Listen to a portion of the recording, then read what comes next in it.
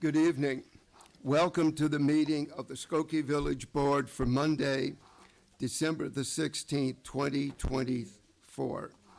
This evening, we will be led in the Pledge of Allegiance by Village Clerk Manal Desai. Please rise for the pledge. I pledge allegiance to the flag of the United States of America and to the republic for which it stands, one nation, under God, indivisible, with liberty and justice for all. The meeting will come to order, and the clerk will please call the roll. Trustee Sutker. Here. Trustee Robinson. Here. Trustee Kuhn. Here. Trustee Johnson. Here. Trustee Pierce-Lovan. Here. Trustee Klein. Here. Mayor Van Dusen. Here. Next item on the agenda is approval of the consent agenda for this evening's meeting. A motion is in order. Trustee Sutker, seconded by Trustee Robinson. And the clerk. Mayor, I am correcting the minutes to reflect the drive-through item will be before the board in the next two meetings, including tonight. Okay. Are there anything that the board would like to take off the, yes? Can I take off 8B, the Housing Subcommittee appointments? Thank you. Okay. Call the roll, please. Trustee Sutker. Aye. Trustee Robinson. Aye. Trustee Kuhn. Aye. Trustee Johnson. Aye. Trustee Pierce-Lovan. Trustee Klein. Aye. Mayor Van Dusen. Aye, the motion passes. It's a pleasure to introduce Commissioner of the Board of Fire and Police Commission, Fernando Soco, who will do a swearing in of a new police officer for us. Before Commissioner Soco, I'd like to introduce Chief Barnes, and our Fire Chief, Jeff Hoflick, is also with us this evening. Fernando? Thank you. Good evening, Honorable Mayor Van Dusen, Village Trustees, Chief Barnes, and all who are here on this special evening. I want to especially acknowledge the family of tonight's appointee. This is a proud moment for all of you. I extend my congratulations to you and thank you for supporting your loved one during your journey leading to this moment. Tonight we will swear in one new police officer. We must never forget that the men and women who served as first responders deserve our admiration. They are often the first on the scene of a tragedy and provide security and comfort to those who are suffering. We invest our first responders with authority to promote and keep the peace. They have earned our respect, support, and gratitude, and it is my great honor to be part of this very special ceremony. Sasa? If you would please raise your right hand, repeat after me. I state your name. I, Cesar Flores, Do solemnly swear that I will uphold the Constitution of the United States of America, do solemnly swear that I will uphold the Constitution of the United States of America, the state of Illinois, the state of Illinois, the ordinances of the village of Skokie, the ordinances of the village of Skokie, the rules and regulations of the police department, and the rules and regulations of the police department, and the Skokie Board of Fire and Police Commissioners, and the Skokie Board of Fire and Police Commissioners, and that I will faithfully discharge the duties of a police officer and that I will faithfully discharge the duties of a police officer to the best of my ability. to the best of my ability. Congratulations. If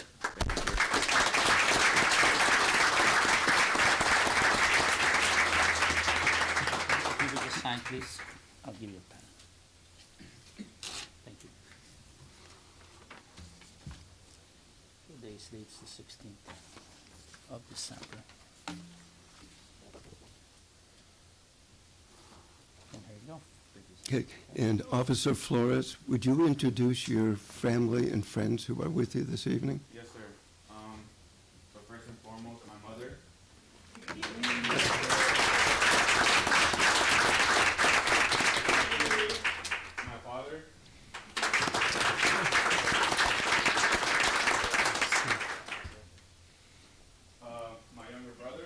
Girlfriend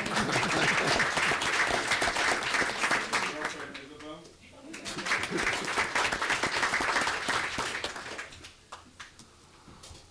Oh, And then my loved one, Carla.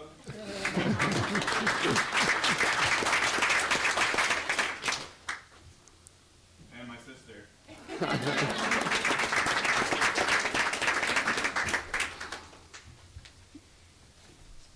congratulations. Thank you. Welcome to the force. You are joining one of the very best police departments in the country. We're enormously proud of all of the hard work that they do. And in good measure, it's because of the hard work that the Board of Fire and Police Commission put in, the hours that it takes to recruit, test, interview, and then do a selection. And we're sure that you are going to fit in perfectly with us. So welcome aboard. It's great to have you, and welcome to your family. Great to have you, all of you. Welcome.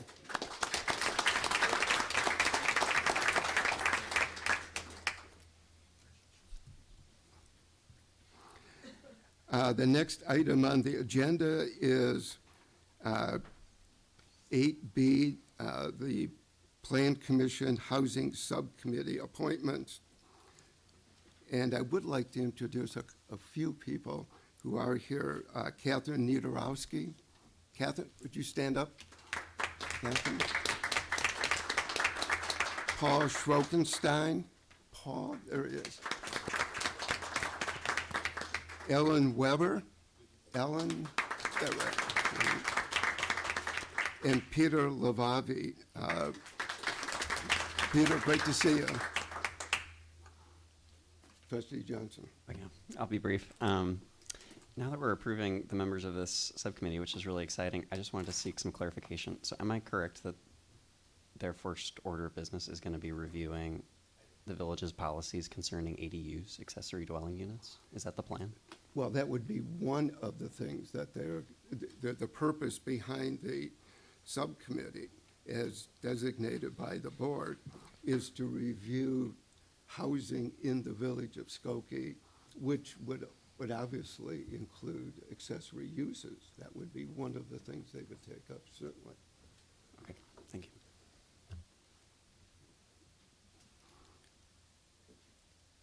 Do we have a motion to approve the subcommittee? Trustee Sucker, seconded by Pure Slovan. Call the roll, please. Trustee Sucker? Aye. Trustee Robinson? Aye. Trustee Kuhn? Aye. Trustee Johnson? Aye. Trustee Pure-Slovan? Aye. Trustee Klein? Aye. Mayor Van Dusen? Aye. The motion passes.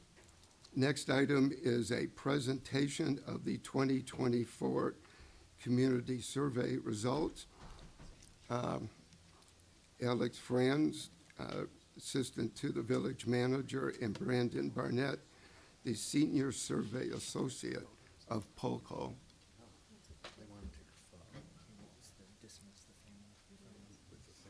Oh, okay, excuse me just 1 second.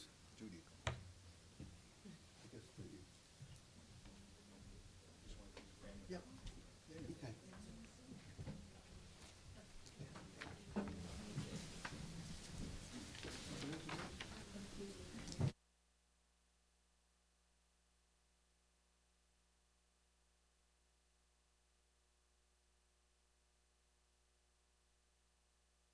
Yes, loud and clear. Cool.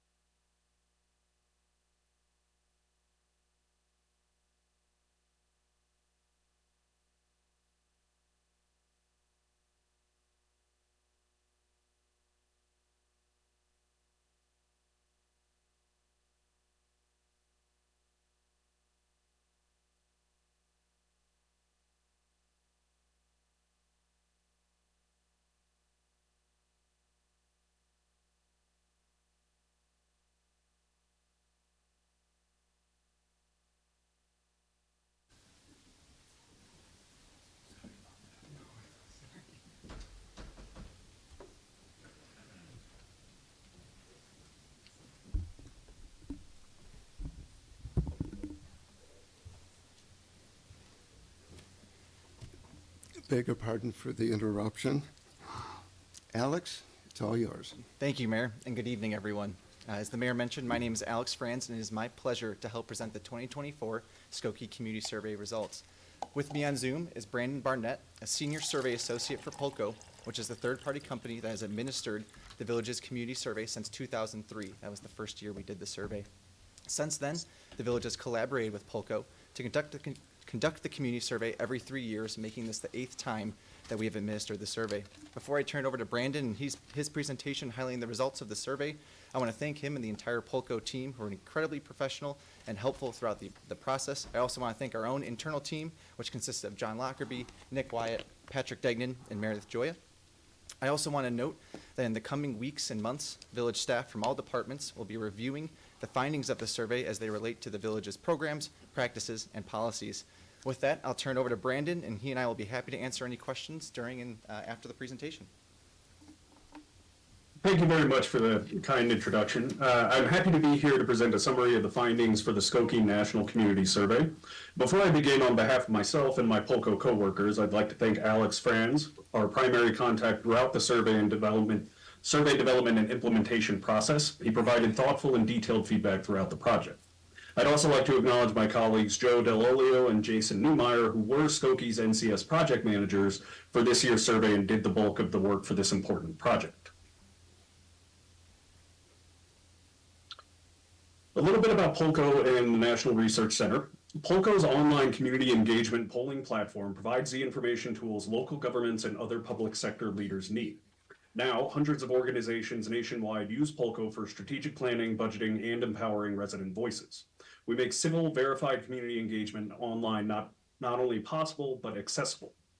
The National Research Center at Polko gives local governments and other public sector organizations the data they need to make more informed decisions. Since 1994, we've worked with hundreds of jurisdictions nationwide. NRC is best known for our national benchmarking surveys, such as the National Community Survey, the National Employee Survey, and the Community Assessment Survey for older adults, among others. Our benchmark database is the largest of its kind in the United States. Polko and NRC merged in 2019 to more effectively serve local government and project resident voices. Polko is also exclusive partners with the International City County Managers Association and the National League of Cities. And we work closely with engaged local government leaders, the Alliance for Innovation, and many academic partners, including the American Association for Public Opinion Research, the University of Wisconsin at Madison, the Hoover Institute at Stanford University, and the Harvard Kennedy School of Government. Before we dive into the results, I want to emphasize that there are a variety of ways these results can be used. Most commonly, the jurisdictions we work with use their survey data to monitor trends in resident opinion over time, to measure government performance and ratings of public trust, and to inform budgeting processes and strategic plans. Our results allow you to benchmark your community's specific characteristics and services against those same characteristics within other communities in our benchmark database. Our hope is that as these findings are presented, it will spur ideas for you in what could be done with these results or where you might want to dig deeper. The National Community Survey, or the NCS, is a standardized 5-page comprehensive survey that allows municipalities to assess resident opinion about their community and local government, providing a more extensive snapshot of the community beyond just a local government report card. The NCS focuses on the livability of Skokie by categorizing survey questions into 10 main facets of community livability as shown here. These facets have been identified through extensive survey research as those that are most impactful to residents' quality of life. The NCS includes items within each of these 10 facets to provide a full picture of how residents feel about their community. Finally, these facets also tend to align with municipal departments, making it easy for village staff to quickly find the information that is of the most importance to them in the final report of results. This was the 8th time conducting the NCS for Skokie. All households within Skokie were eligible to participate in the survey. A list of all households within the zip code serving Skokie was purchased based on updated listings from the United States Postal Service. Using GIS boundary files provided by the village, addresses located outside of Skokie's boundaries were removed from the potential list of households to survey. From the list of eligible households, 3,000 addresses were randomly selected to receive the survey. The 3,000 randomly selected households received mailings beginning on July 10th, and the survey remained open for 10 weeks. The first mailing was a postcard inviting the household to participate in the survey. The next mailing contained a cover letter with instructions, the survey questionnaire, and a postage-paid return envelope. Both the postcard and cover letter included a web link to give residents the opportunity to respond to the survey online. All follow-up mailings asked those who had not yet completed the survey to do so, and those who had already done so did not respond twice. Due to lower than expected response totals, a second sample of 3,000 households was randomly selected to receive the same outreach as above. The sample received mailers starting on or around September 6th. Additionally, a final postcard was sent to the initial 3,000 household sample, reminding residents to participate if they had not already done so. A total of 531 completed surveys were received from these efforts, providing a response rate of 9% and a margin of error plus or minus 4 percentage points. We then compared the demographic profile of survey respondents to that of adults in Skokie using the most recent Census and American Community Survey data and weighted the survey results. Weighting is a survey research best practice and helps to improve the representativeness of your survey results. In addition to the randomly selected probability sample of households, a link to an online community-wide open participation survey was publicized by Skokie. The open participation survey was open to all village residents and became available on August 6th. The survey remained open for 5 weeks and 484 responses were received. This presentation and the report are based on the 531 responses from the random sample mail-based survey. The responses to the open participation survey are provided separately in the full report. One of the advantages to a local government of participating in our community surveys is the opportunity to compare ratings given by your residents to those from communities across the nation. NRC was the first organization to conceive of the idea to create benchmarks of public opinion. This allows jurisdictions to compare ratings of services to ratings of similar services from other communities. There are currently about 500 communities in our database. We'll now move into an overview of the survey results. In the survey, we have 2 questions that ask directly about those 10 facets of community livability that we touched on earlier. The first asks residents to rate the quality of each, and you can see the resulting comparison to the national benchmark in the shading on the chart. The second question asks about the same facets of livability, but is centered on how important residents think it is for the community to focus on each facet in the coming 2 years. So we ask about both the quality and the importance of each of these facets, and we use those answers to create the quality and importance gap analysis, which we'll see on the next slide. We use this chart, which is also included in the report, to help determine which areas are of relatively higher importance and lower quality to residents, those with the largest gaps between importance and quality. This chart is one of many ways to interpret your data and can be used to identify key findings and help a community determine which areas may need additional focus or resource allocation in the coming years, and which others are performing well by comparison. Of the 123 survey items for which residents provided evaluative ratings, 51 received ratings higher than the national benchmark, 72 received similar ratings, and 0 received lower ratings. This is a very strong showing for Skokie compared to our national database. Ratings are considered similar if they are within 10 points of the national average, and higher or lower if they are more than 10 points different from the average. When compared to the results from Skokie's NCS in 2021, in 2024, 2 items received higher ratings that were statistically significantly higher than the previous survey iteration. 96 received similar ratings and 25 received lower ratings. Ratings are considered statistically significant if the change in score from 2021 was more than 6 percentage points. The 2 that received higher ratings were stormwater management and snow removal. A few that scored lower were the overall economic health, cost of living, recycling services, bus or transit services, and fire prevention and education. Moving now into the highlights of our findings, I do want to point to a few items that stood out to us as survey researchers. There is a lot of additional data in the full report that we won't cover today, but today's presentation will focus on a few areas that we found to be most noteworthy within Skokie's survey results. The first of our key findings was that most residents experience a high quality of life in Skokie. About 9 in 10 residents rated Skokie as a place to live, their neighborhood as a place to live, and the overall quality of life in the village as excellent or good. In addition, 9 in 10 residents plan to remain in the village for the next 5 years and would recommend living in Skokie to someone who asks. All of these ratings were similar to the national benchmarks and remained relatively stable from the previous survey held in 2021. The next of our key findings was that Skokie residents recognize fair and honest government performance. Over 8 in 10 residents rated the government positively for treating residents with respect, exceeding the national benchmark.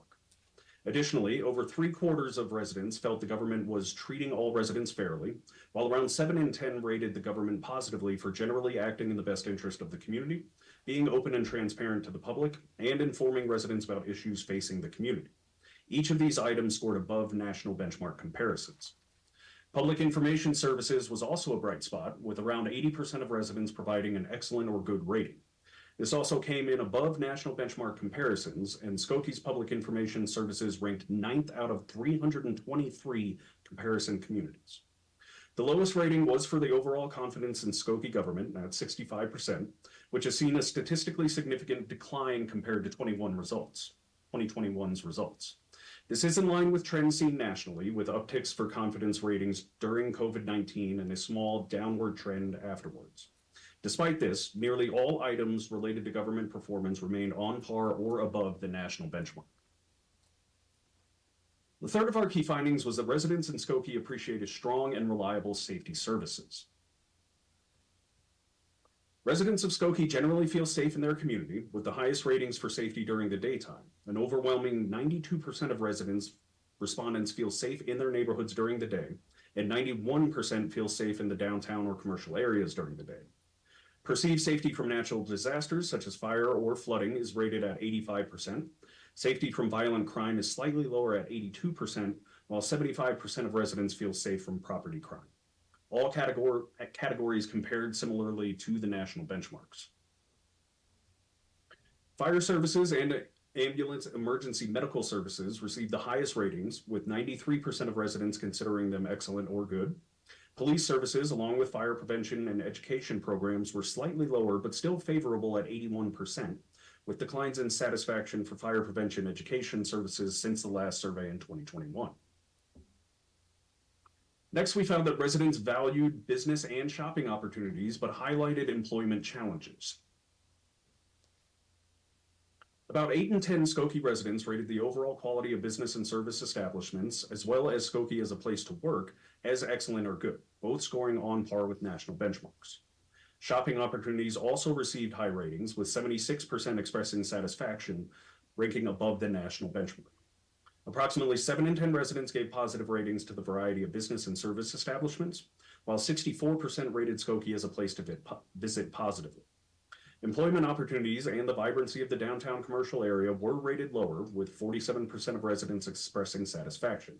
Employment opportunities did show a downward trend compared to 2021, but still remained in line with comparison communities.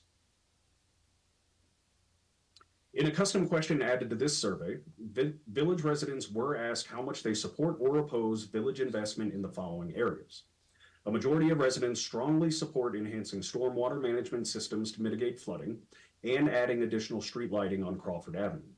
Significant support is also shown for adding more compost drop-off locations and installing public electric vehicle charging stations. Support is somewhat lower for a gas-powered leaf blower ban and a plastic bag ban. The next of our key findings was that many items related to mobility exceeded national comparisons.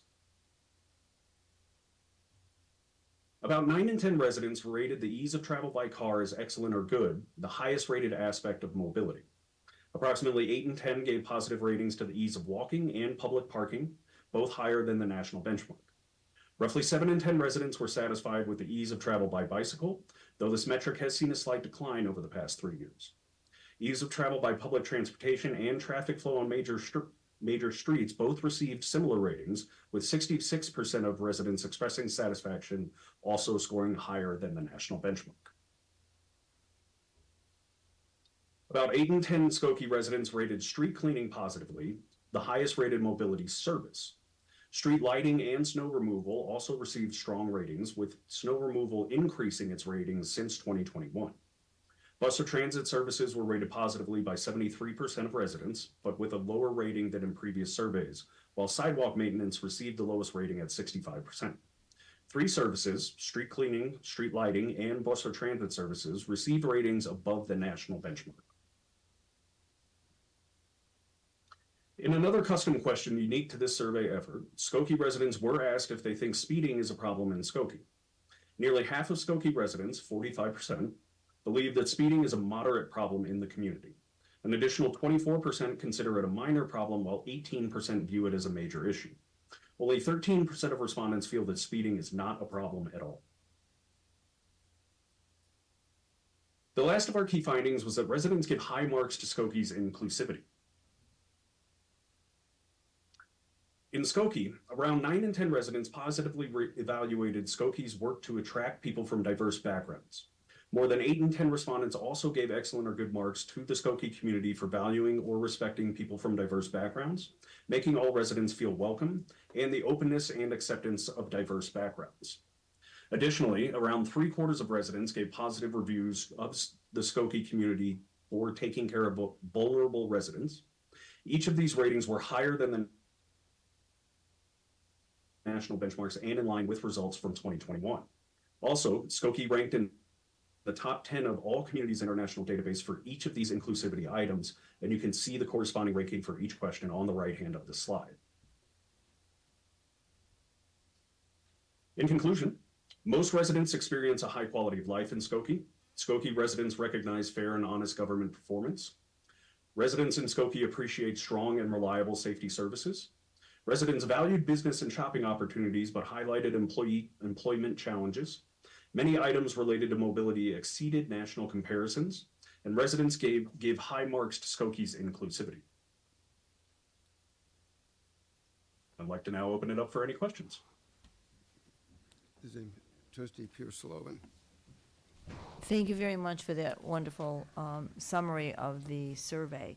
I'm just curious about the 9% response rate and how that compares to a national average of other communities that are similar to ours about how many people respond, because it seemed very low to me.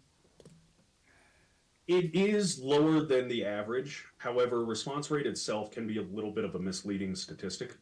Response rate does not necessarily equate to the validity of the survey results themselves. That comes from the total number of responses, which is what we use to calculate the margin of error, regardless of the sample size or the population of the city. Obviously, we would have liked to see the response rate being a little bit higher, but that is one of the challenges that we face as survey researchers, is that how do you find residents where they are and get them to respond? And it's increasingly less likely that residents are in their physical mailbox at this time. So that is something that we're looking into, and we're always adapting our processes and our outreach efforts to ensure that we can increase response rate. But despite that, the main focus of this is on the total number of responses, which is what gives the validity to the survey and how we're able to calculate that 4 percentage point margin of error. Trustee Robinson. Thank you. Thanks again for all your work. It's a lot, so I really appreciated being able to review the survey. I had a couple of questions. I heard you say that Skokie appreciated its diversity, but I just wanted to understand, was the survey available in a multitude of different languages? Just talking about accessibility. And also curious to know the demographics of the respondents. And I know there are some summaries in there, but I wanted you to be able to lift that up when we're talking about a smaller respondent rate, perhaps targeting groups. So I'm giving you several questions.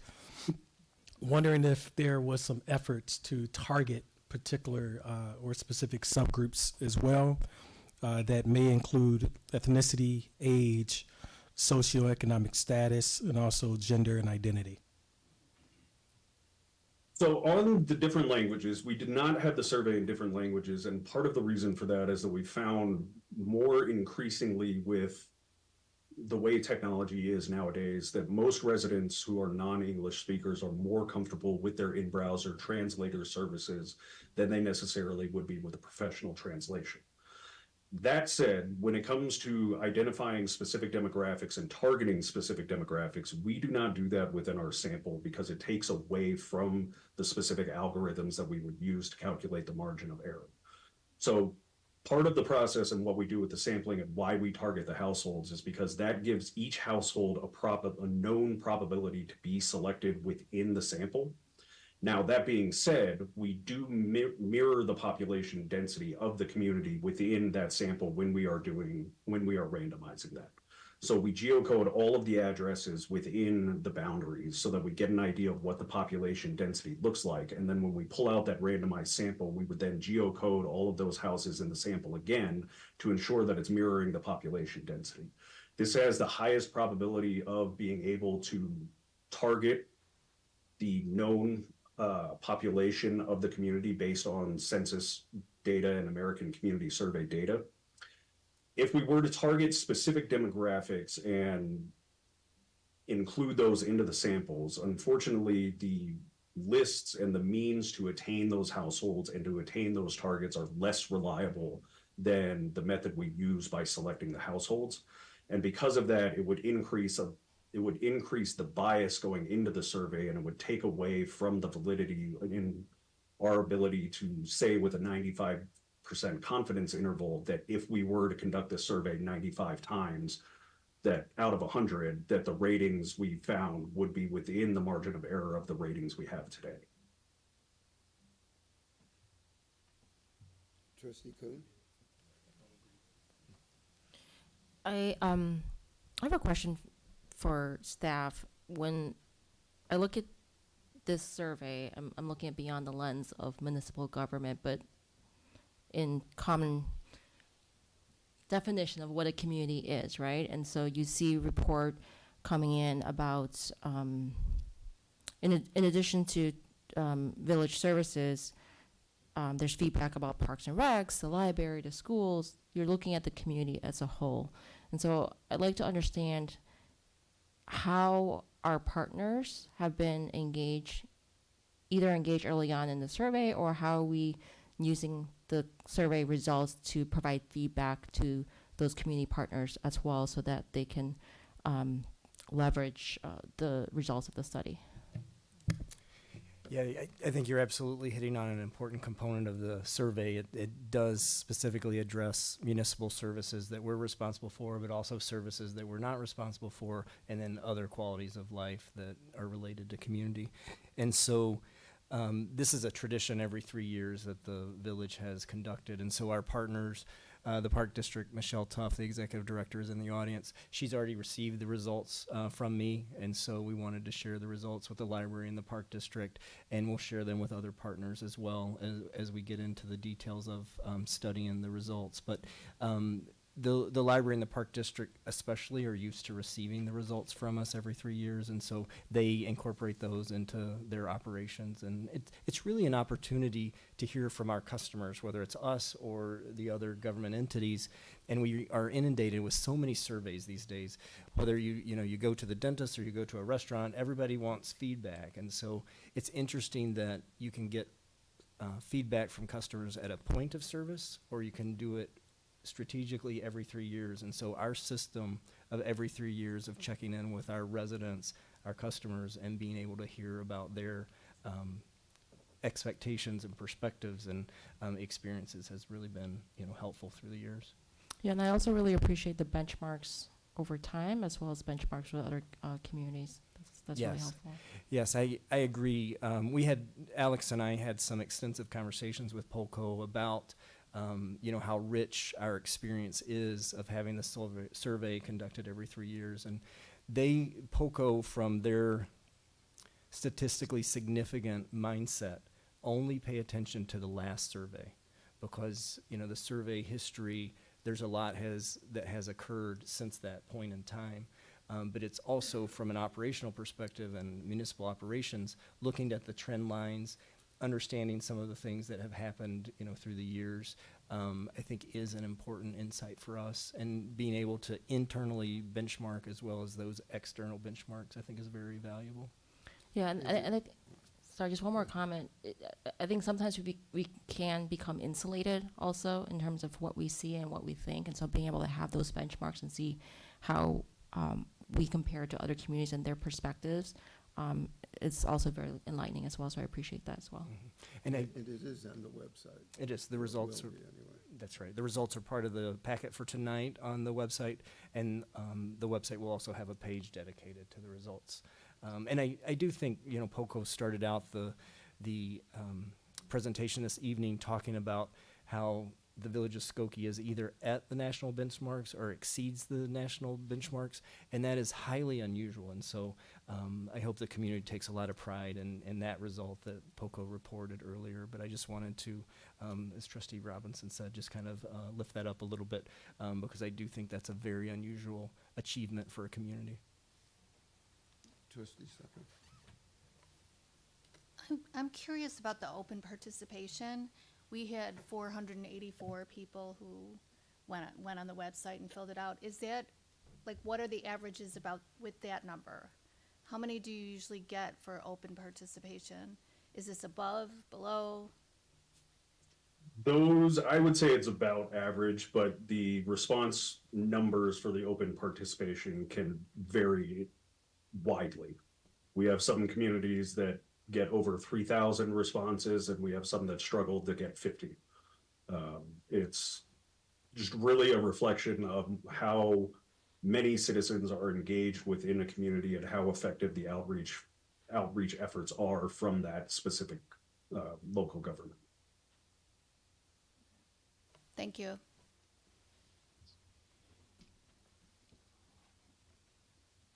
If not, Oh, this is really more of a comment toward the board. These results are obviously really encouraging.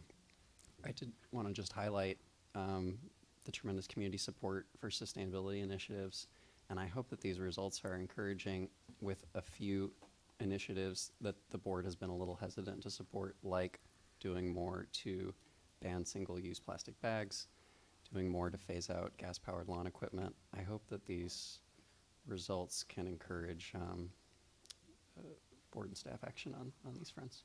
Thank you. yeah, I agree. I think the survey shows that the board is heading in the direction that that our residents want. What I particularly was impressed with was that with all of the division in the country and all of the rancor, we seem to have done a pretty good job of engaging the community, keeping it open and accessible. And I think that's a tribute to all of you, my colleagues. It's a tribute to the men and women who serve on our commissions. We have close to 225 to 250 people who give their time on our boards and commissions. And I think it's a recognition of our professional staff. We have a first-rate staff that works at the behest of the elected body, but are professionals in every sense of the word. And not every community has their police and fire and public works departments rated so high. And I might point out there was one statistic, 98% were concerned about stormwater, and it just so happens, John, that's a lead-in for you. That's right, and I appreciate that. So the Stormwater Task Force has been meeting and working diligently to review the current stormwater management system within the community and looking at ways to enhance that capability. And so we will start the new year with the Stormwater Task Force recommendations coming to the village board. And so something to look forward to and a direct outcome of the survey.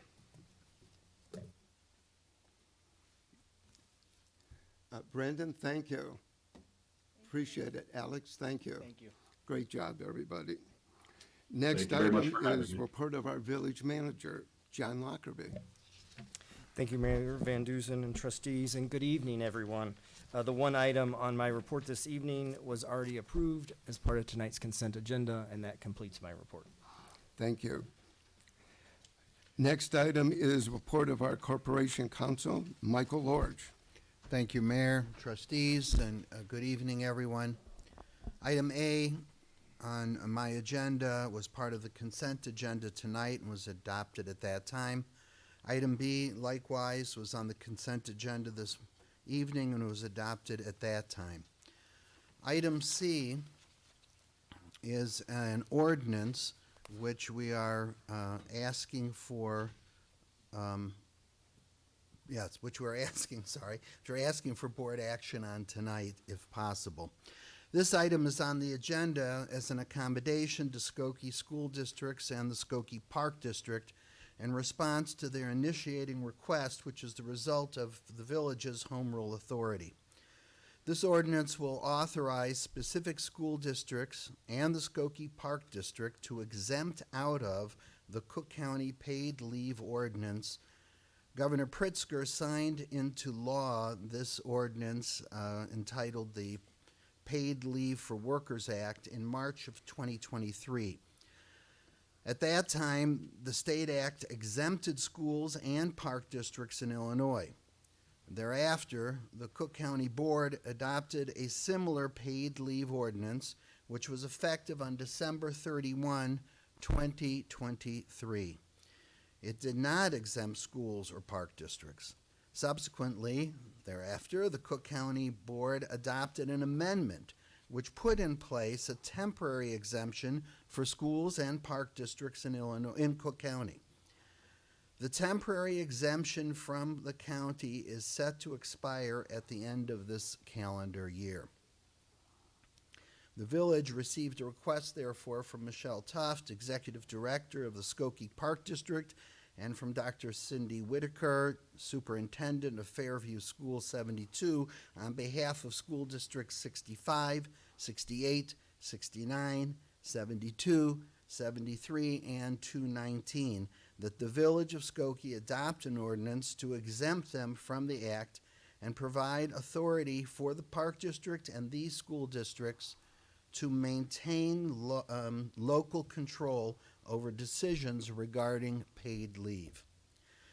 In light of the year-end expiration of the exemption, and a formal request from Michelle Tuft and from Dr. Cindy Whitaker on behalf of the other schools, I'm requesting that the village board suspend its rule concerning 2 readings of an ordinance in order to vote on this ordinance with 1 reading, as there is not another village board meeting between now and the end of the year. The provision in general for 2 readings of an ordinance is a local rule and is a practice to assure that the community is aware of any action items that are coming before the board. Since this matter was fully discussed as part of previous ordinance discussions concerning an exemption for village employees, and since this matter has been instigated by the Park District Executive Director and school superintendents, all of whom have had various discussions with their own constituents, the community has received a great deal of information concerning this item. We've also included in the packet with this information the email requests from the Executive Director of the Park District and from Dr. Whitaker on behalf of the other school districts. Therefore, Mayor, we would be asking for a motion to suspend the rules on behalf of taking a vote on this matter, and thereafter then I request action on this matter tonight if the board would be so inclined. Okay, a motion would be in order. Trustee Johnson, seconded by Trustee Pure Slovan. Dr. Whitaker, did you have remarks you wanted to make?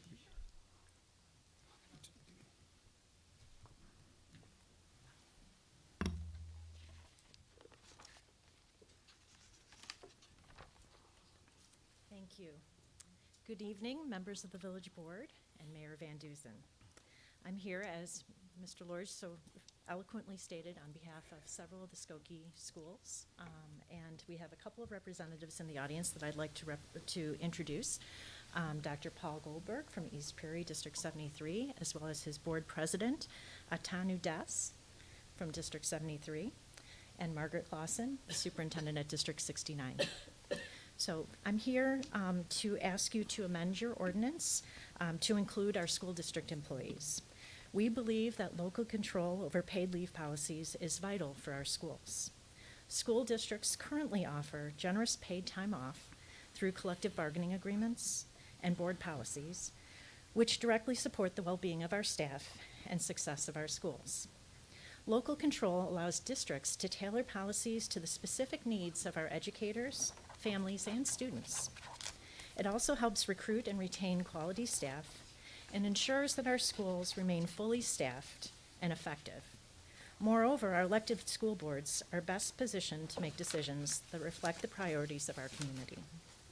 We respectfully urge the village board to support this request and maintain the flexibility for our school districts to manage and lead in a way that best serves our community and ensures the continued success of our schools. I thank you for your time and consideration. Thank you. Michelle, did you want to address the board?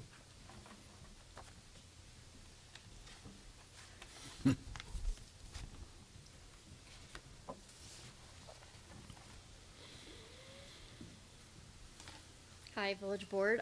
Thank you for taking the time to listen to us tonight. I really appreciate it. I am here similarly to the school district to ask for the exemption from the Cook County ordinance.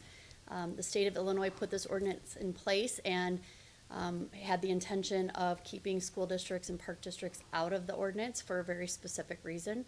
For the park district, we are a very unique employer in that we employ many young adults and kids. So it's their first job, lifeguards, day camp counselors, et cetera. They work generally under 500 hours a year. And the biggest issue the park district would have with this is the way that the ordinance is written. It would have all of our camp counselors and lifeguards eligible to take their time off at the end of August. You may not know that, but that's when all of the high school and college kids go back, and that's when the park district really struggles to keep our facilities and our programs running. For lifeguards, we have to follow all of the rules to keep the pool safe, so there are enough lifeguards for all the kids swimming. For camp counselors, we have ratios that we follow through the American Camping Association, which is what our camps are certified in. So for us, it's really more of a safety concern and an operational concern. We don't want to cut services. We don't want to have to close the pool down. We have working parents who depend on our camp program so that they can go to work. So this is something that we think would really impact the services and the safety of our programs. Like the school districts, we also offer, we already do paid leave for especially for our year-round employees, which is really, I truly believe, what the state had intended with this ordinance. So for all of those reasons, we're asking that you exempt it, keep this as a local decision, let the Skokie Park District and the school districts manage it in a similar way that the village has also opted out of this ordinance. So I'd be happy to answer any questions if anyone has any. Trustee Klein. Sorry, Michelle, it's not for you, it's for the school districts. The one question that comes to my mind is all the teachers, I believe, in Skokie are unionized. Has the union weighed in on this issue? Not at Fairview 72, no. Oh, is this something that would be addressed at the next contract then? Correct. Okay. I'm married to a teacher, so I'm trying to be very, Fair enough. thank you. Mayor, Trustee Robinson. I have a question, educator to educator. I was hoping that you can just talk a little bit about the impact, the financial impacts, the operational impacts, just to kind of lift those specifics up. Sure. Without having numbers in front of me, we believe the financial impact could be significant. Even in a small district like Fairview, we have about 106 employees. It would be a fairly significant financial impact for us that we would then have to be passing on to our taxpayers. But from an operational standpoint, very much similar to the Park District, staffing our schools continues to be an issue. Substitute teachers are in high demand.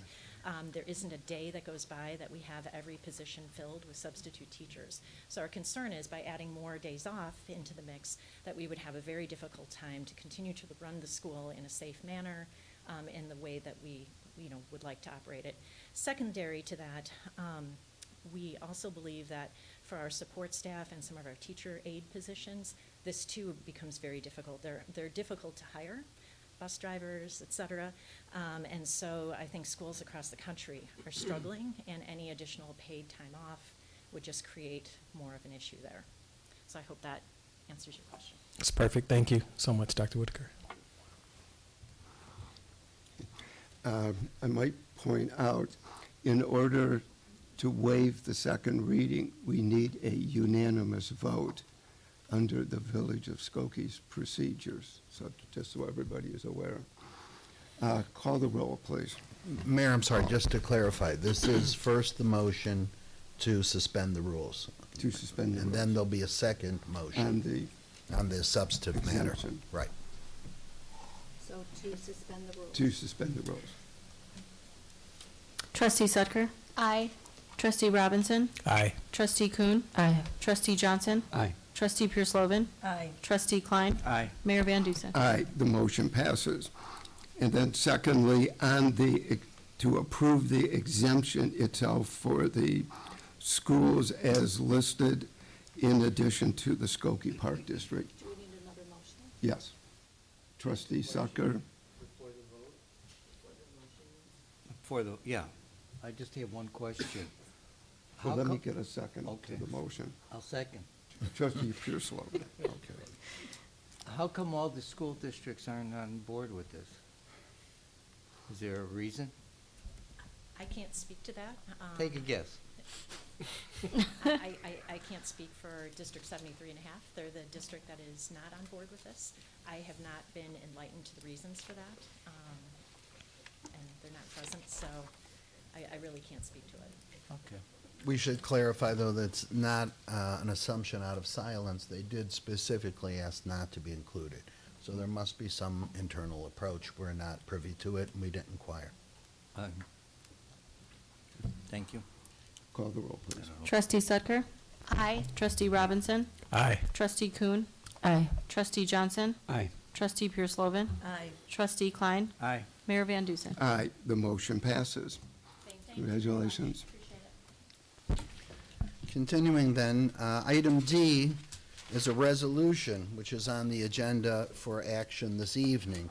This resolution will approve a development agreement with Moments Notice Services LLC regarding the vacant property currently owned by the village, which is located at 8201 Skokie Boulevard, Skokie, Illinois, under PIN number 10-22-310 051000, consisting of approximately 24,334 square feet of land in the redevelopment zone.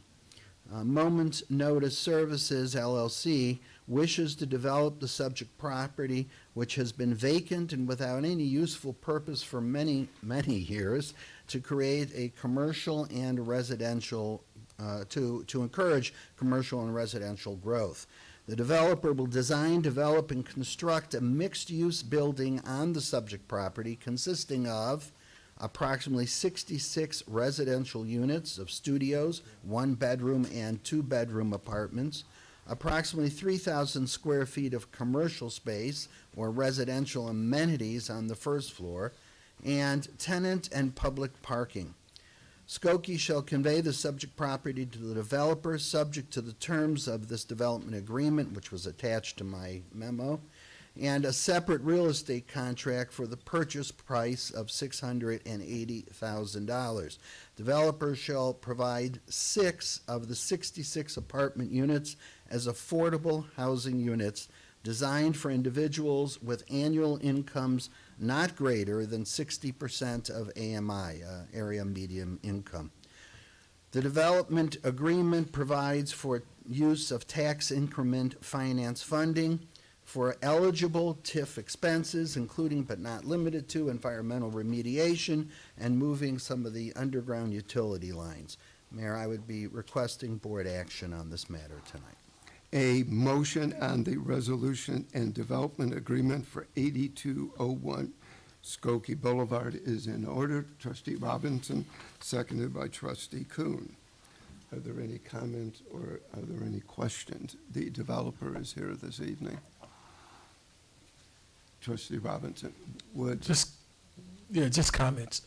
I don't have specific questions for the developer, but just wanted to thank you for the efforts. 10% is above, the current ordinance for affordable housing.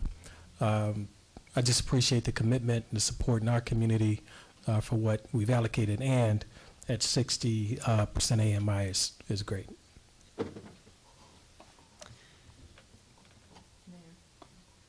I want to echo that. I agree wholeheartedly.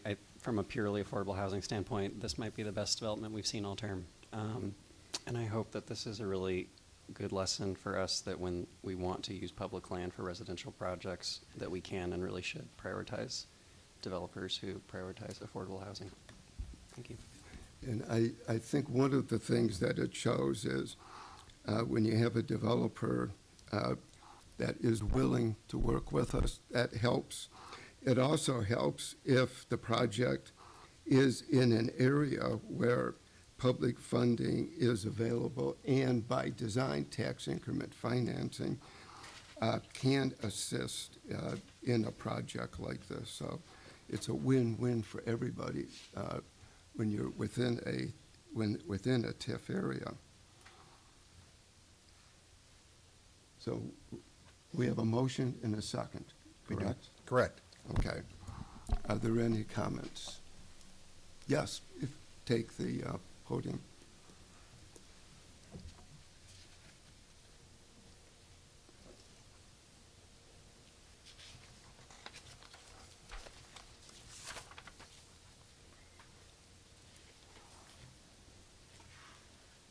Emi Yamauchi, a resident of Skokie. Want to thank the developer for the 10%, but I also would like to request of the board that there isn't always going to be a perfect storm in this case for the affordable housing. So I hope the board will persist and be consistent in its desire to increase the supply of affordable housing in the village. Secondly, I just wanted to make sure that the 6 units that will be affordable will be consistent in design, space, access to amenities, whether it's storage space, parking spaces, whatever, as the rest of the development. I Is can that assure correct? you, as you can see in the development agreement and every development agreement I've drafted, there is specific language to that point, down to the amenities. And it is important so that when we do affordable housing within existing buildings, that no one looks at one apartment and says, oh, that is a Right. different resident. We want consistency. Quite honestly, it also, I've found in discussions, is helpful for the owner because then they don't always have to make sure that's where the individual resident using the affordable housing has to be. If something becomes vacant somewhere else, they can have a little bit of latitude. But we have always included such language, and not every municipality does. Okay, so all the exterior doors, windows, everything. Right. Again, the Okay. amenities remain the same. Okay, just want that confirmation. Thank you. Yes, sir.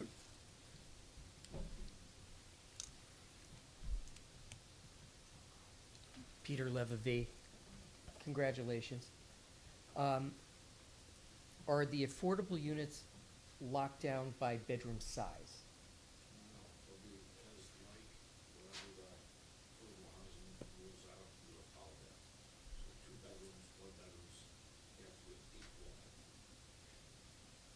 What means are you going to be using for compliance? Peter, I'm sorry. address the board. Oh, I'm sorry. What Address the means board. will be used to evaluate the income levels and what compliance will be done on an ongoing basis to ensure that they are ongoing affordable units. Johanna?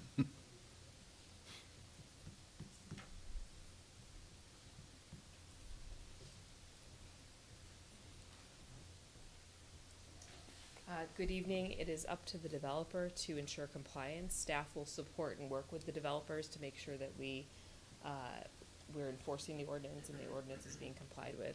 But right now, the developer will have to certify and share that they are keeping those units at affordable levels.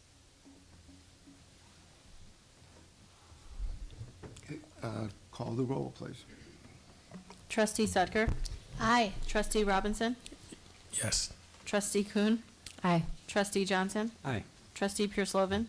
Trustee Klein? Aye. Mayor Van Dusen? Aye, the motion passes. Finally, we have an item which we've identified as an update.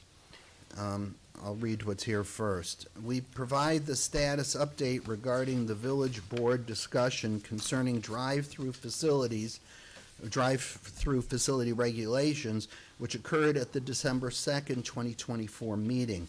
At that meeting, a new discussion arose concerning a previously proposed ordinance and various requirements for future drive-through facilities in Skokie.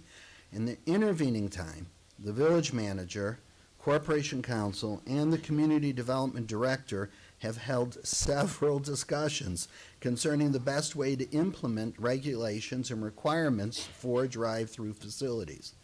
Drawing on evolving approaches and best practices in other communities, it's our combined and considered recommendation that we take a few more weeks to propose a different approach to the goals and obligations of the village board and engage a discussion with the Economic Development Commission as well before returning with a proposal in February. This is a long way to say we took the discussion that we had at that meeting, we have parsed it into the existing ordinance, so we did do that work, but really in trying to get ourselves to the best outcome for the community, we have come to understand that there are other methods using resources of zoning, et cetera, that can accomplish this in a much more effective way, giving the ability to respond to what are varying and changing trends in these drive-through situations. We already have some information that some of the existing drive-throughs in the community may be moving to very different and dramatic different models of operation. And we have found in our research and discussions, and in particular through our director's discussions with other communities, we don't want to put this in front of you and recognize that we've missed an opportunity to be far more forthcoming and far more pliable in how we respond to it. We are working on it. It will come back to you, I think, and it will come back to you soon.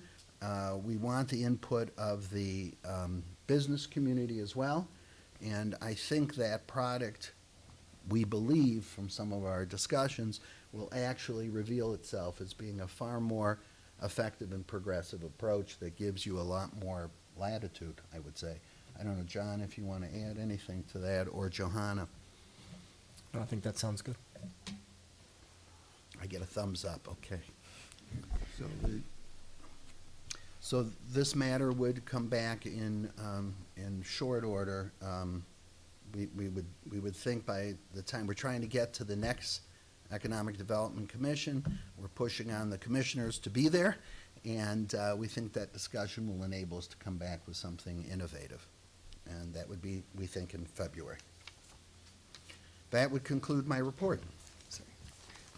Just from this kind of a process point. So at our last meeting, we did more than just discuss this item. We took action. So we voted unanimously 7-0 to return with the ordinance that we'd already reviewed in one of the next two meetings, either tonight or the first meeting in January. So if we're gonna change course, we would need to vote on that, am I correct? since the board explicitly voted. We can, we don't have to, we can. It's up to the board. Is there a consensus that we continue and finalize the research and bring back hopefully a finished product? We don't have all the info yet, so what are we gonna vote on until we get it all? Not doing it this month, but instead putting it off until February. Well, council said he's not ready, so, when he's ready, we'll listen. I'll say, my preference is that we move forward with this ordinance. We already kind of kicked the can for a year since September 2023. The ordinance is already written. The board has unanimously agreed to 4 of the 6 code changes that have been proposed by staff. The board already voted to approve this ordinance once.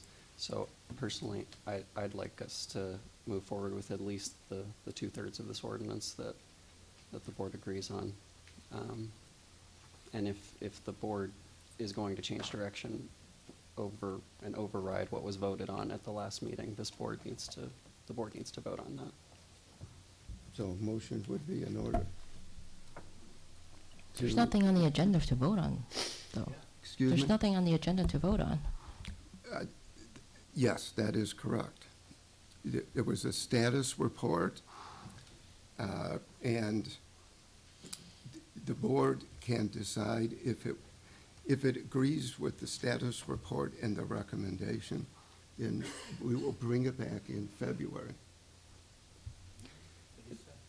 Sorry, the board voted at our last meeting unanimously to bring this ordinance back within 2 meetings, including tonight, for board consideration. So that's what's Okay, been we will approved. take a vote. Thank you. Does that satisfy you? It does. Okay, a motion to extend the period until February, at which point a perfected product will come back to the village board. Trustee Sucker, seconded by Trustee Robinson. Call the roll, please. I have a comment on that. Okay. This is all contingent on the commission actually meeting and reviewing the recommendations. So if the commission does not get to meet for whatever reason or does not have quorum, we obviously wouldn't have a recommendation coming back in February. So They would report back, but we could actually do an ordinance. We just want to give the commission the opportunity to comment on it if they wish. So regardless of whether or not the commission meets, it will come back Yes. to the board in Yes. February for review. Yes. We would come back, and first of all, if there isn't a quorum, there still could be, there can't be action, but they still could have discussion. So that might be helpful to staff. And secondly, if they don't meet, we would just move forward with the ideas we think that will please the board and be more productive than what the cookie cutter thing we're looking at right now. So yeah, I think we could still come back. I'm looking to make sure. I get nods of the head from staff as well. I think we really could bring it back in February. That's the aim. Call the roll. Trustee Sudker? Aye. Trustee Robinson? Aye. Trustee Kuhn? Aye. Trustee Johnson? I'm going to vote nay because we have not been told what the Economic Development Commission is explicitly going to be asked to review, and because we were supposed to finalize this ordinance in November 2023, over a year ago. So I'm going to vote no. Trustee Pierce-Lovan? Aye. Trustee Klein? Aye. Mayor Van Dusen? Aye, the motion passes. That would conclude my report for this evening. Thank you, everyone. Thank you. Next item on the agenda is the CDBG revision of program year start date. Yes. Oh, sorry. I got something under new business. Is that okay? Go ahead. Awesome.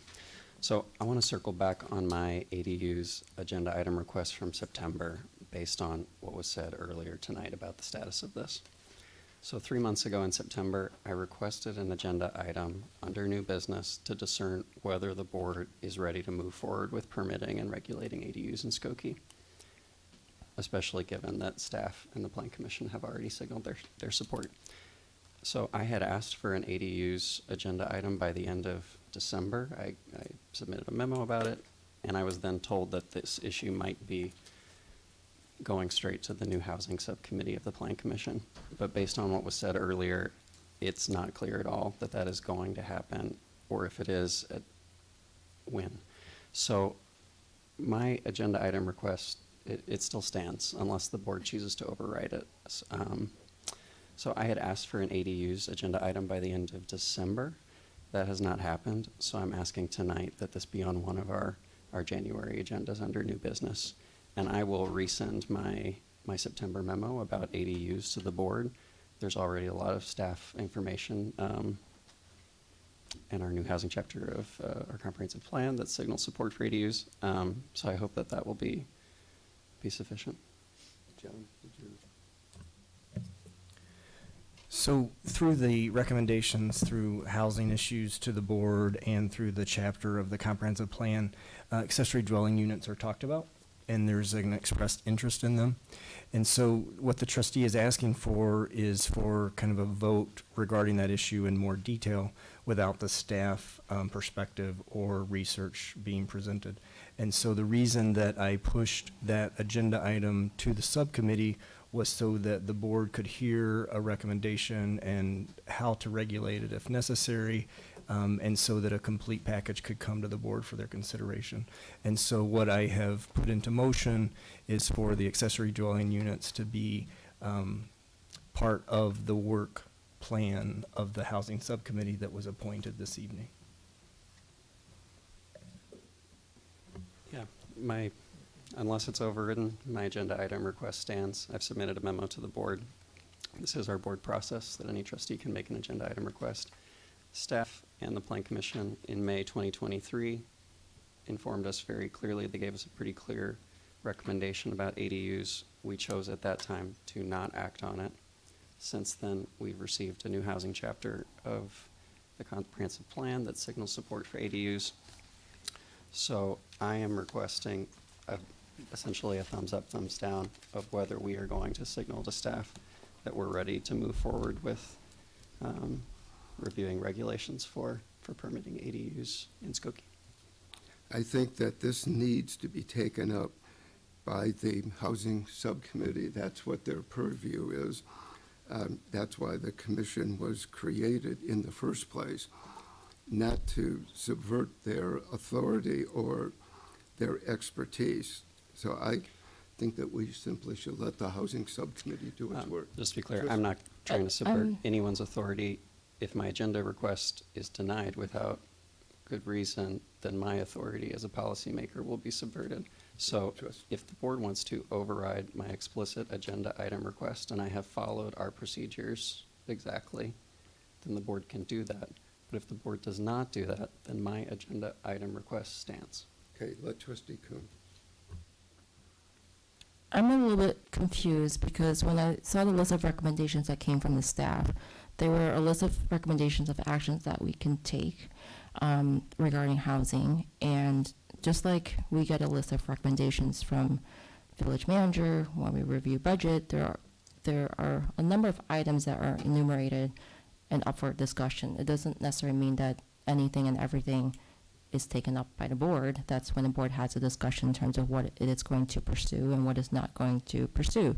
Just like one of the things that we have every year is reviewing whether or not we're going to find additional sources of revenue or raise property taxes. And every time that discussion is on the table and we review it, that does not mean that we actually move forward and do it, but it is part of a set of possible actions that the board can take. And similarly, when I looked at the list of recommendations that came from staff, there were a menu of items that we could have taken, and the board chose to be very strategic in terms of what actions to pursue, including the establishment of the housing subcommittee and the updated chapter on housing.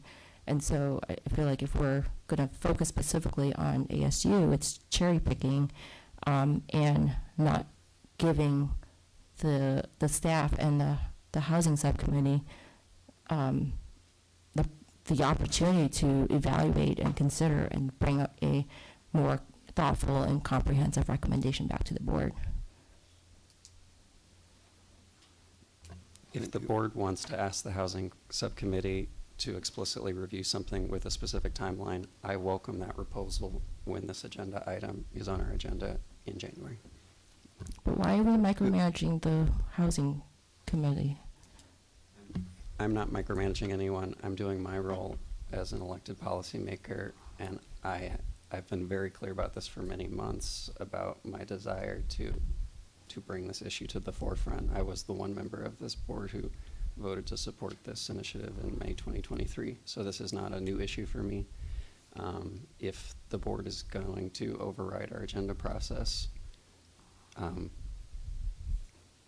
that's a problem. Lauren? As I mentioned last time, this semester I did a study on Skokie rental housing, so I have some comments about ADUs. First of all, though it isn't even about the study, ADUs show up a bunch of times in the sustainability plan that you guys already approved. So to say that we have to go back and ask the housing subcommittee whether they think it's a good idea, their staff, I mean, you already proved that you're gonna allow them, so I don't understand why we're having this argument. But the other thing is, one of the landlords who I talked to said, there are so many illegal ADUs. People are already building ADUs. So the best thing that you could do, the village board, and I told him when the meetings are, I don't know if he's here or not, I haven't met him in person, but I said, the best thing the village board could do is to approve them and legislate them so that you can force them to be up to code. And it would also increase the lower rent housing stock to make affordable housing a reality, because I also have some data about that and how, as I mentioned last time, the numbers that we are throwing around don't reflect the reality of somebody who's moving into Skokie now.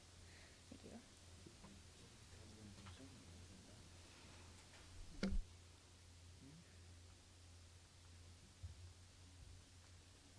Emmy Yamauchi again. As a resident, I did want to say, well, I did read the community survey, and I'm glad that we were above the national norms in many of the categories.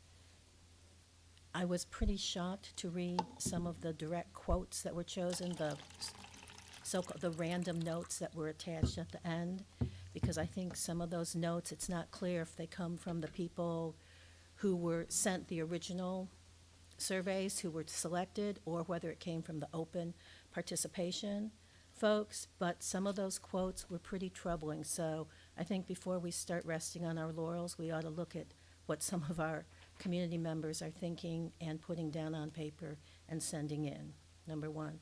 Number two, as condo board member of the condo that's across the street from the unfinished Homewood Suites, I am wondering if there has been any kind of winterization of that steel skeleton done, and whether or not any protective measures are going to be taken for those huge icicles that form on the structure and then come crashing down and splintering and jump over that little chain link fence and whatever, because that structure is so close to the boundaries of that property.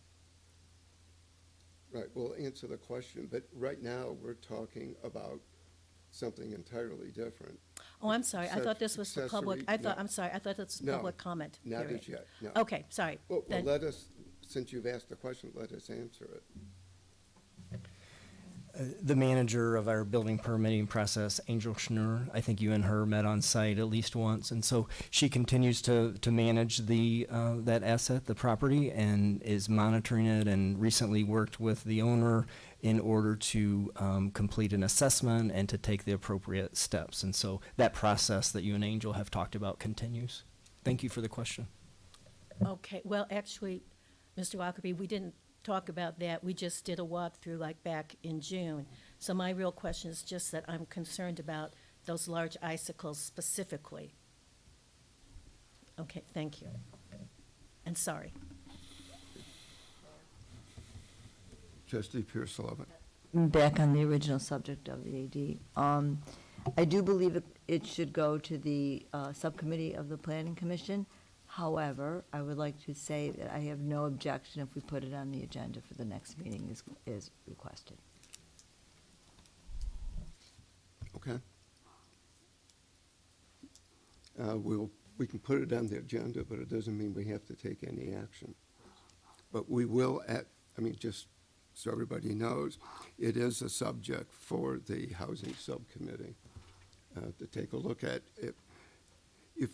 If you're going to take a look at housing in Skokie, as Trustee Kuhn said, you can't start cherry picking. And in essence, that is what we would be doing.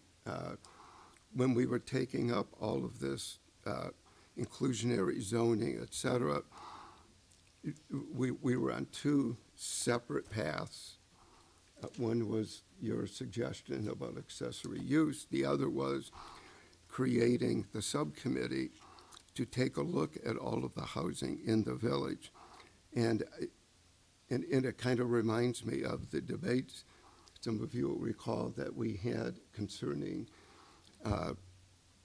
elimination of the second garbage pickup. There were some who wanted, do it now. Others said, myself included, let's take it up, but as part of the entire sustainability program. And I think we have a similar situation here, but we'll put it on the agenda for next meeting. Thank you. And then we'll proceed. Is that, okay. Next item is the CDBG. Justin? You're not Justin. There he is. There's Justin. Good evening.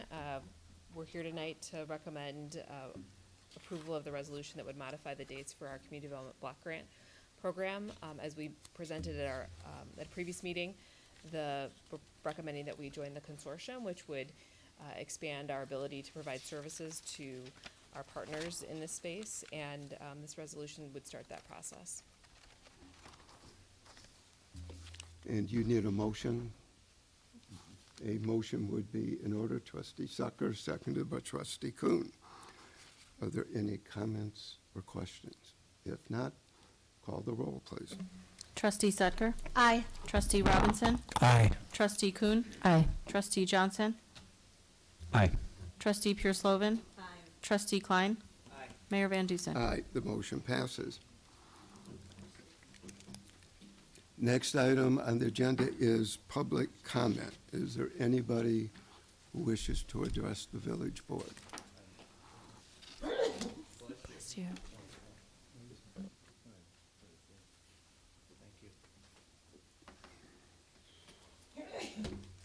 Ooh.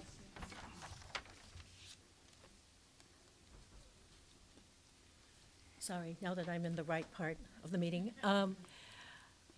I think I know the answer because I haven't seen anything in the newsletters, but is there any update on the Homewood Suites? I guess John and I will share this one. Again, a reminder that there is a lawsuit between the general contractor and the subs. There was an appearance in court by those parties last week.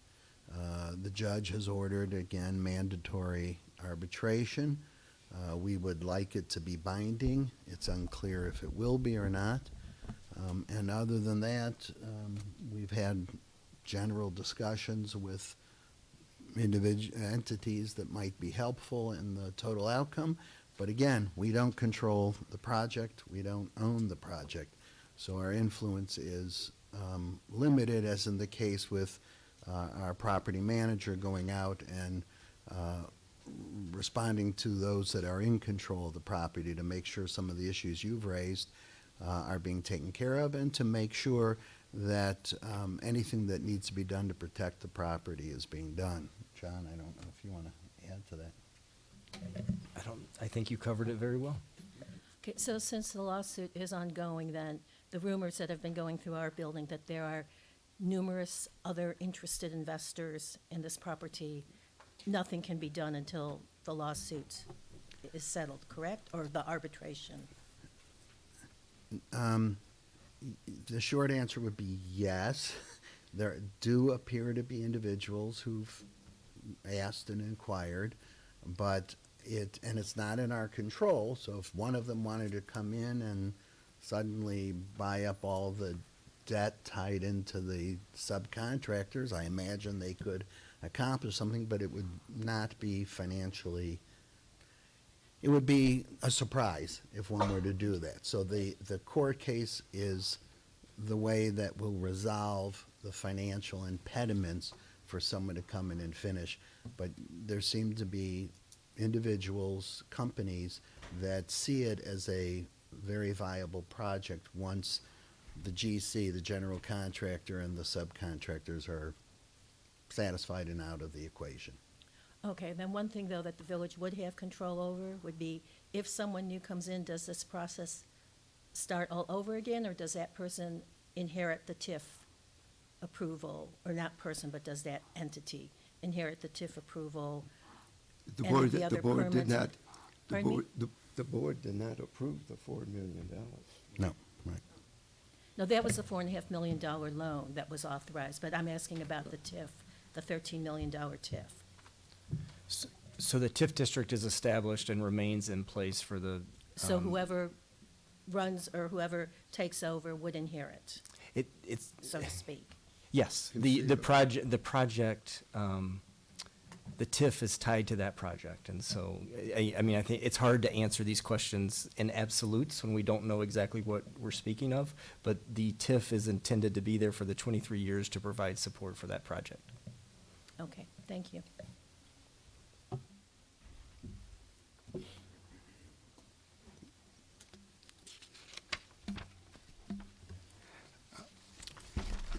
I would like to take a moment to make a couple points. One, just to recognize an anniversary which has, I think, largely gone overlooked, but is an example of good governance and something we should all hopefully strive for in the coming years. Today is the 50th anniversary of the Safe Drinking Water Act, which was signed in law on December 16, 1974, by President Gerald R. Ford, enacted on a bipartisan basis. And the measure required the Environmental Protection Agency to set maximum containment levels for drinking water and required states to comply with them. It protected the underground sources of drinking water and called for emergency measures to protect public health if a dangerous contaminant either was in or was likely to enter a public water system. We all take it for granted that we are going to protect the public health through keeping our water system safe. I just wonder today, could that kind of legislation actually get passed and enacted in the Congress? Something I think we should all take very seriously. And then on a very sad note, I would be very neglectful if I didn't at least recognize the passing of a very great friend of the village of Skokie, Mike Reed. Mike served on the Skokie Park District Board for at least 20 years. He did so admirably and with a deep love for the Park District as well as for the village. He was involved in numerous projects, and a couple weeks ago, a dedication was made of a park on the north side of the village, suitably in Mike's presence. So I do want to note that Mike did survive long enough to see the community express their grateful appreciation for everything that he did for us. And so I would ask everybody to keep Mike Reed in your prayers and your thoughts. He's an inspiration, I think, to all of us.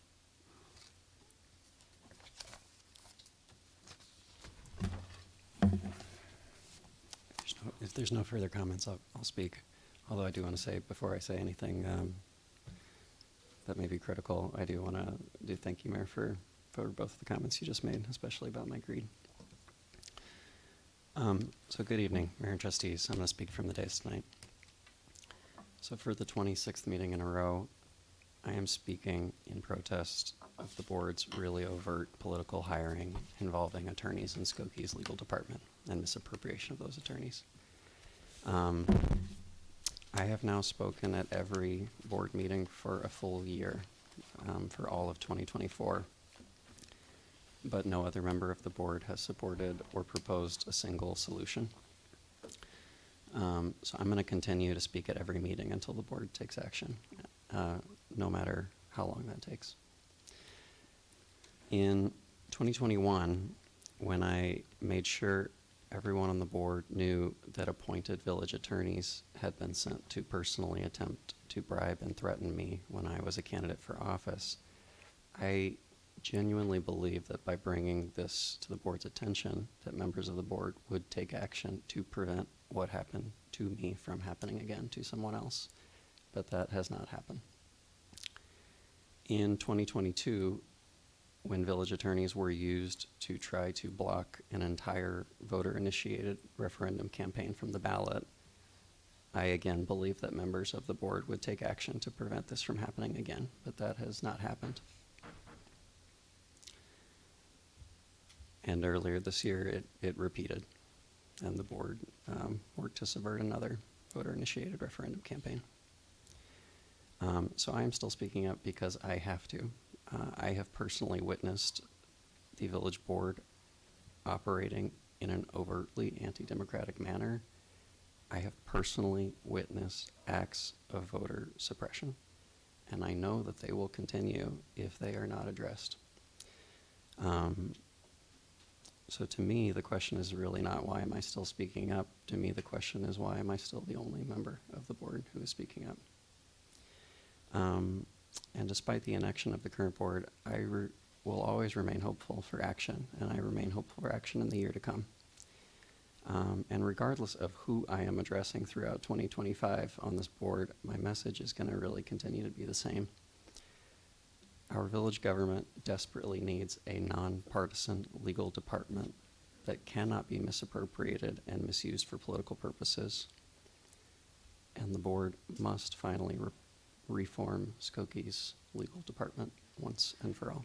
Thank you. Trustee Robinson. Thank you, Mayor. 'Tis a season of giving and sharing thanks, and I just want to express some gratitude to the Skokie Community Foundation, which is improving the quality of life in Skokie by raising money to award local grants to and nonprofits and agencies. The foundation has been awarding grants since 2014. It's given out more than $288,000 since then. It has funded upwards of 46 grants up to this year, all of them to support new and innovative programs that directly benefit Skokie residents and would not otherwise be funded. So Skokie Community Foundation was co-founded by Jen and Karen Griffin, two longtime Skokians. They appreciated how fortunate we are in Skokie to have had so many wonderful social service agencies and resources.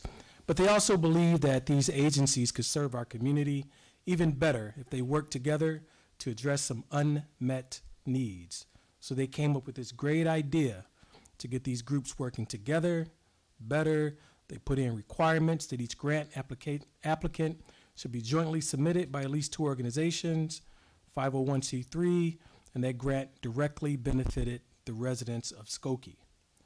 So there are tons of examples of how the Skokie community has helped Connections for the Homeless, also Talking Farms and supporting District 219, and also supporting District 69 with the pilot voucher program. So the foundation will be funding a record number of grants in 2025. They're partnering with the Educational Foundation Supporting Students of Niles Township, which is co-funding some projects and will receive more funds from the Niles Township government. So as a result, these partners will be granting $58,000 to support 9 different projects this coming year. So in a few short years, the Community Foundation, they've already improved the lives all over Skokie. The volunteer board of directors wants to do even more, and their goal is to seek out a partner with donors and community to build and share their vision so they can further grow the endowment, which is now, more than 100 years from now. So I'm proud to say that Skokie Community Foundation is the sole beneficiary of the Village of Skokie's annual employee giving campaign. We are grateful to the village employees who contribute to the foundation. And finally, the foundation is currently holding its annual end-of-year appeal, which is its biggest source of revenue. If you would like to contribute, learn more, please go to the foundation's website, skokiecommunityfoundation.org. And I just want to continue to thank and highlight the good in Skokie and how they continue to contribute to the diversity and kindness of our community. Thank you. Thank you. Trustee Kuhn.